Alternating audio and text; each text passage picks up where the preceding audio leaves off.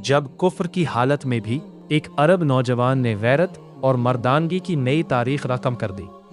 एक हंसते खेलते खानदान की बर्बादी, हिजरत का वो कठिन मोड़ जब अल्लाह के नबी सल्लल्लाहु अलैहि वसल्लम ने मुसलमानों को मक्का छोड़कर यथरब मदीना मुनव्वरा मुंतकिल होने का हुक्म दिया, तो हज़रत अबू सलमा रज़ियल्लाहु अन्हु ने भी अपनी अहलिया हज़रत उम्मे सलमा और जिगर गोशे को साथ लिया और निकल पड़े।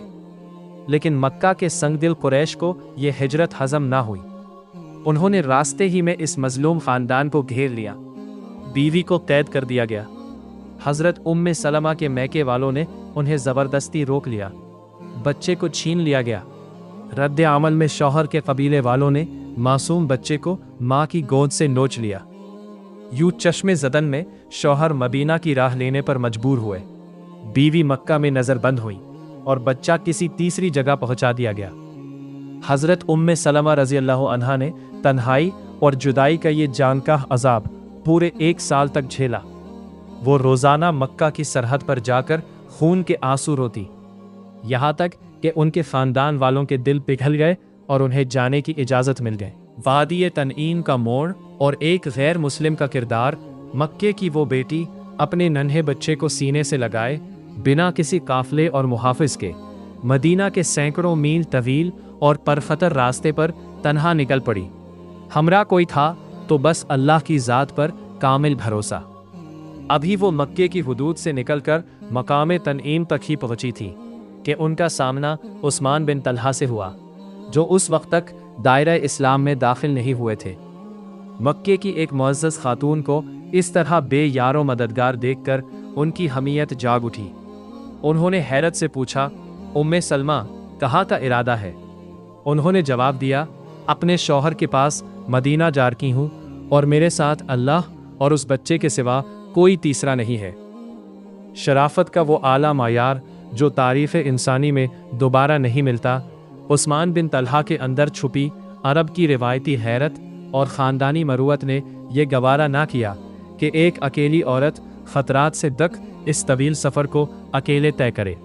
हज़रत उम्मे सलमा रज़ियल्लाहु अन्हा का तारीख़ी एतराफ़, खुदा की कसम, मैंने पूरे अरब में उस्मान बिन तलहा से ज़्यादा बाहया और शरीफ इंसान नहीं देखा।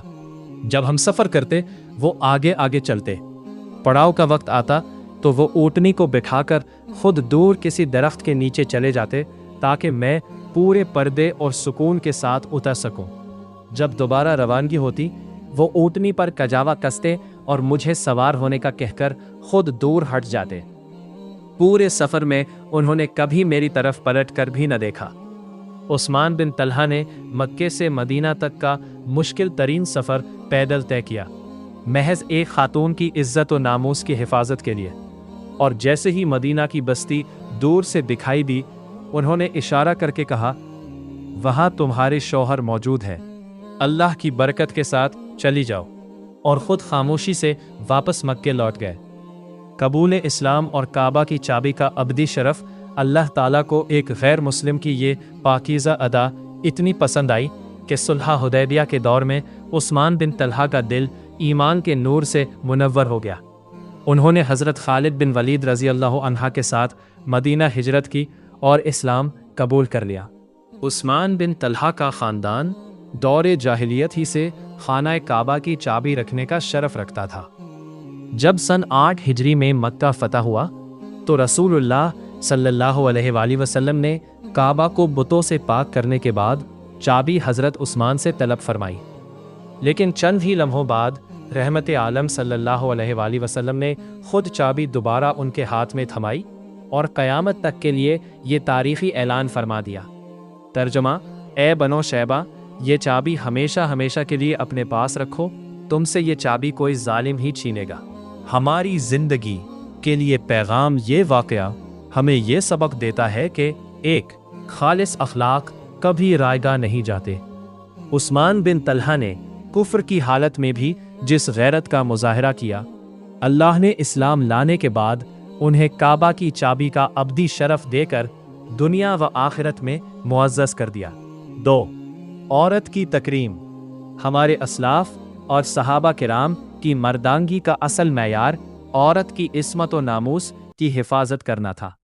اس ایمان افروز اور منفرد واقعے کو آگے شیئر کرے تاکہ ہماری نوجوان نسل صحابہ کرام کی مردانگی، غیرت اور اعلیٰ اخلاقی اقدار سے سچی روشنی حاصل کر سکے۔